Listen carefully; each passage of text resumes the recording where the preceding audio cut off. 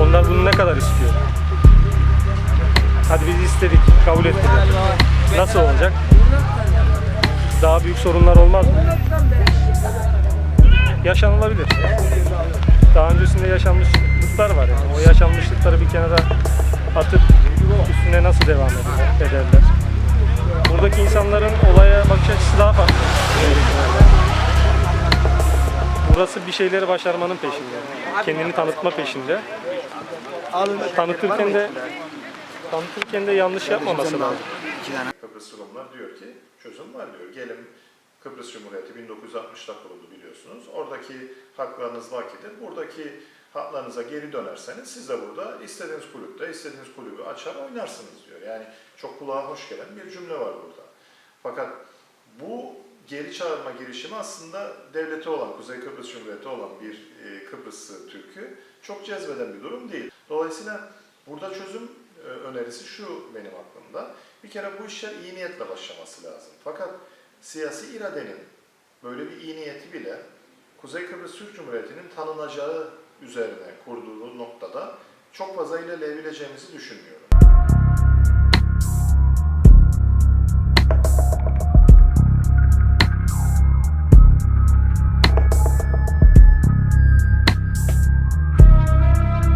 Şimdi burada herkes bir emek verir ama günün sonunda ilerleme yok, hiçbir şey yok, bir yere gidebildiğimiz yok.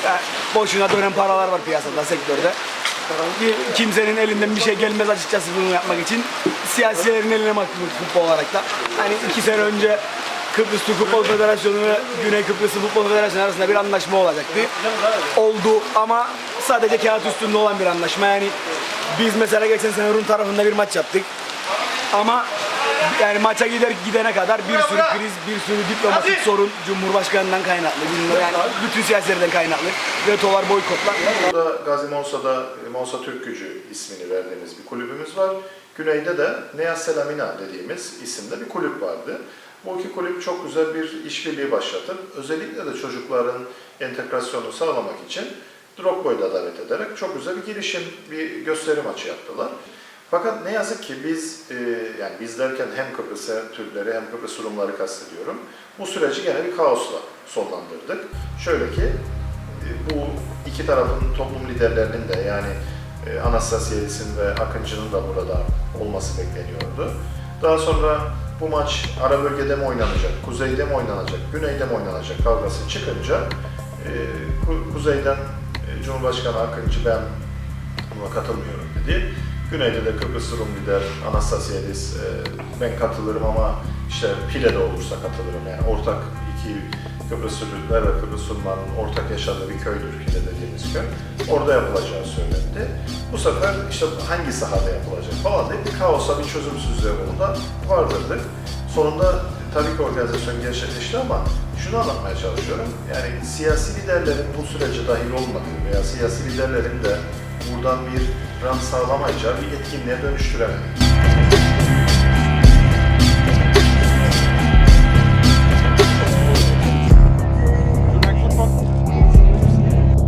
And I have to say it was an amazing experience to demonstrate once again that sport can bring people together around shared values. Ufak tefek şeylerle aradaki buzlar eritilebilir. Bir de o tarafta çok fazla bildiğim kadarıyla şey var. Yani bu futbolun bu tarafıyla birleşmesini istiyorlar. Sadece bizim istememizde olabilecek bir şey değildir yani baktığında. Mesela Türkiye için de aynı şekilde biz buradan bir takımla katılmak istesek Türkiye ne der? Yani Türkiye daha önce böyle bir talepte bulundu mu? Bizimkiler buradan bir talepte bulundu mu? Türkiye'den takımlar gelip maç yapabilirken Güney'de biz burada kendi işimizde yaparız. Bize Türkiye'den takım bile gelemez maç yapsın. Yani FIFA'nın bizi direkt ambargo, dümdüz ambargo uyguluyor adamlar bize. Elimizden hiçbir şey gelmez. Çözüm olursa öncelikle bize UEFA'nın yüklü bir miktarda para vermesi lazım. Tesisleşme için, sahaların yapımı için, tribün için, transfer bütçeleri gerekirse yani zor. İnşallah olur, inşallah biz görürük. Biz göremesek bile inşallah çocuklarımız görür ama ben görmeyi isterim yani. MTG'nin bir Avrupa maçına gitmesini ya da Türkiye'de bir maça çıkmasını.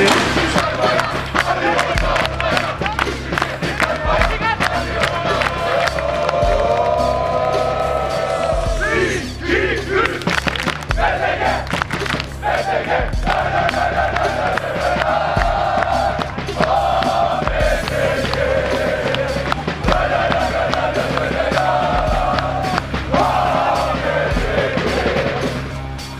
umarım bir gün dostluk maçı değil daha ciddi bir alanda karşılaşırız. Güneydeki takımlarla, kırmızı güneyindeki takımlarla. En iyi dileğim budur. Ama dediğim gibi politik nedenlerden dolayı bu imkansız. Çünkü Türkiye'den bile takım gelip burada bizimle maç yapamaz. Hiçbirinin öyle bir gücü yok. İlişkilerden korkar Türkiye. Bundan dolayı da gelip bizim ülkemizdeki takımlarla maç yapamazlar. Ama kolaylıkla gidip güneydeki ülkelerde maç yapabilirler. Gerek UEFA'da gerek Şampiyonlar Ligi'nde. Kıbrıs Türk genci olarak o ambargonun denilebileceği düşüncesindeyim. Fakat biz bu adayın aslında bu ambargolar altında amatör yapmasını seviyoruz. Yani en azından ben kişisel olarak konuştuğumda ben amatörü seviyorum. Daha çok amatörde yapmayı seviyorum. Profesyonelliği pek sevmem. Ya gördüğünüz gibi zaten arkadaşlarım yaptığı üzere Siyasilerin sorunu çözüp bizi bir şekilde Avrupa standartlarına çıkarmaya çalışması lazım. Yani çıkmak öyle o kadar kolay değil yani söylenen yani laftan kolay çıkarsın ama uygulaması zor yani milyonlarca eurolar lazım buraya çıkarmak için. Bakalım inşallah görürük yani hepimizin isteği bu yönde. Sonuçta şehrimizin takımı, herkes şehrinin takımını sever. Yani gitsek bir Avrupa deplasmanı yapsak ya da bir Türkiye deplasmanı yapsak sayımız burada az ama gittiği kadar yani. Herkes elinden geleni yapar ama siyasilerin tabii en çok siyasilerin elinden geleni yapması lazım. Benim düşüncem öyle yani. Bakalım hayırlısı inşallah olur. We deserve our sovereignty. We are the voice of Turkish Cypriots. We deserve independence. We are fighters. We are fighting to exist within the Turkish Republic of Northern Cyprus. Of the system, we can re-evaluate it once again. There's no problem. Tabii çözüm de böyle bir gecede sabahtan akşama kadar olacak bir durum değil veya bir sihirli değnekle dokunduğumuzda olacak bir durum değil. O bakımdan çözümü elde edebilmek için en azından daha önce de bahsettiğiniz gibi yani 2 yıl önce kulüplerin ve yönetimlerin, federasyonların bir araya gelerek her iki tarafın da bu noktada en azından sporun barış ve kardeşlik olduğunu hatırlayarak kendi aralarında bir takım maçları yapmalarını ben öneriyorum. Fakat olası bir çözümde de Kuzey Kıbrıs Türk Cumhuriyeti'nin genel olarak sporunun, özel olarak da futbolun böyle bir anda çok istenen seviyeye gelebileceğini düşünmüyorum. Ne kadar da olası bir temsil verilse bile, işte Avrupa'daki müsabakalara çıkabilecek olsalar bile şu anda Kuzey Kıbrıs'ın kulüplerinin öyle bir bütçesi yok. Öyle bir hazırlığı da yok. Bunu bir geçiş dönemi gibi düşünmek gerekir eğer öyle bir çözüm olursa. Hani öyle bir çözümde bizim mutlaka bunu ilerletmemiz lazım. Zaten bir şey yok. Şampiyon oldun veya olmadın. Tek seni memnun edecek olay bu. Yani ondan sonrası yok. Şampiyon oldun, gece kutladın, ertesi sabahı yok. Gelecek yılın planlaması artık bir ay sonra başlar.